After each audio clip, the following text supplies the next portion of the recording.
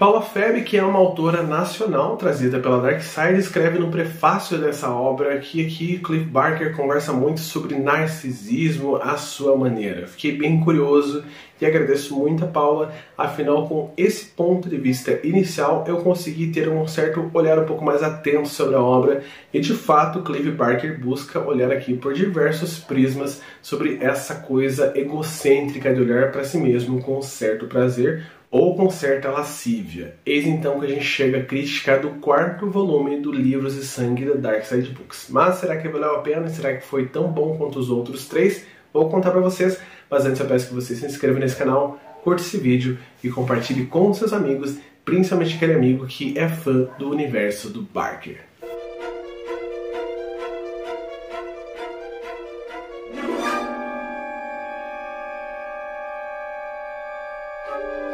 Tudo bem, pessoal? Meu nome é Diego Ferraz, sejam muito bem-vindos ao canal Cripteca e bem-vindos à crítica do livro 4 do Volumes de Sangue. Isso aqui é uma espécie de obra máxima do Clive Barker, autor que trouxe diversas obras como Candyman, Eraser e diversos outros filmes que são diferentões escondidos por aí para os cinemas e que tem uma mente genial de fato. É uma mente muito diferente no terror, que é incomparável com toda certeza, por mais que tenham outros autores que escrevam gore, ele tem um tipo muito peculiar para ver o seu universo. E aqui a gente tem outros 5 exemplares dessa mente doidíssima desse cara.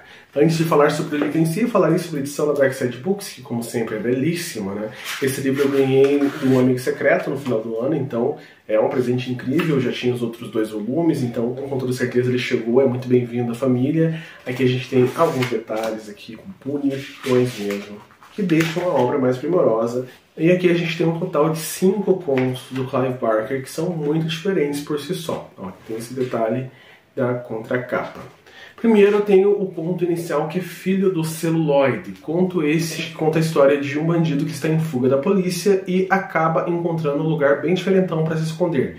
Ele vai numa espécie de duto de ventilação de um cinema, que é um cinema meio que outsider, assim, poucas pessoas entram, ele é meio que escondido, por si só ele já está no beco, e o beco que ele entra é muito pior. Só que ao chegar lá, ele acaba entrando em contato com uma entidade que começa a conversar com ele ali, até que ele acaba falecendo e essa entidade acaba dominando uma parte específica do seu corpo, uma parte que estava dentro dele.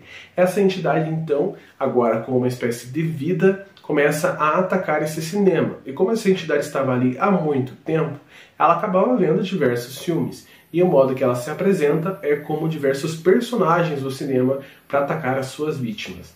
Eu achei essa história incrível e aqui a gente tem o máximo do sentido de devoção narcisista. Então, essa criatura, ela quer ser amada, ela quer realmente aplausos, assim como os artistas de cinema, e tem toda uma crítica ali bem interessante. Gostei demais, tanto do começo quanto do final. Faria muito sentido esse conto ser traduzido para um seriado ou para um filme. Outro conto que eu gostei muito é Howhead Hacks, ou Cabeça Descarnada.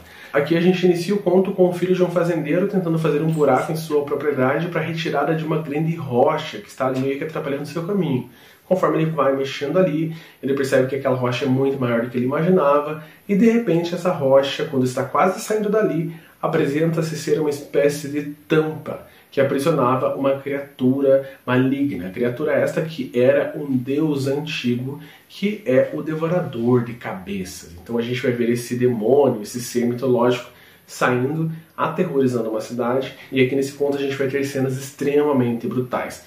Esse conto foi muito interessante mesmo. Aqui eu consegui ver o melhor do Barker no sentido do gore. O outro conto, que é muito atípico também, é Confissões de uma Mortalha, de Pornógrafo, que é a história de um cara que é muito tranquilo na sua vida. Ele tem um cara que não gosta muito de ter relações com a sua esposa, nem com ninguém. Ele é um cara muito tranquilo da vida mesmo, de fato. Só que ele trabalha com um chefe que vende conteúdos adultos. Nisso, há muito tempo atrás, no início lá de revistas adultas.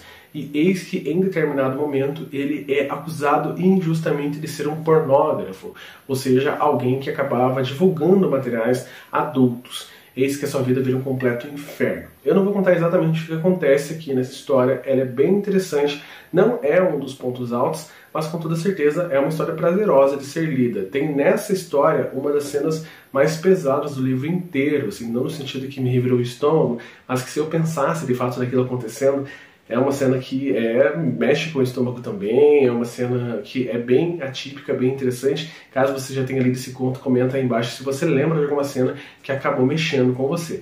E é uma história que tem um pouquinho de comédia, também achei interessante. Outro conto que a gente tem é Bodes Expiatórios. Aqui eu vou dizer pra vocês que eu achei uma história chata, por sua vez. A gente tem a história de um grupo de amigos que estavam num iate e acabam aportando numa ilha, e a ilha esta que é bem rochosa. Então eles acabam aportando, acabam chegando ali naquele lugar e acabam vendo coisas muito estranhas, coisas essas que vão ter consequências mortais para todos eles. Tem cenas também muito violentas, tem uma divagação sobre devoção, sobre sacrifício, mas eu não consegui comprar essa história aqui não, infelizmente. E falando sobre não comprar a história, o último conto que finaliza essa obra é Restos Mortais. Conto esse que conversa mais de cara pro Narciso, porque aqui a gente tem um personagem que ele é um Michê, um garoto de programa, que é considerado um cara belíssimo, assim. Então ele chama muita atenção, ele tem clientela desde o homem à mulher, então os clientes deles buscam ele muito e ele tem um preço muito alto, afinal ele é o mais belo daquela região. Eis que ele acaba conhecendo um cara em determinado momento, cara esse que ele imagina que ele vai conseguir pegar um pouco de dinheiro, ter uma nova clientela.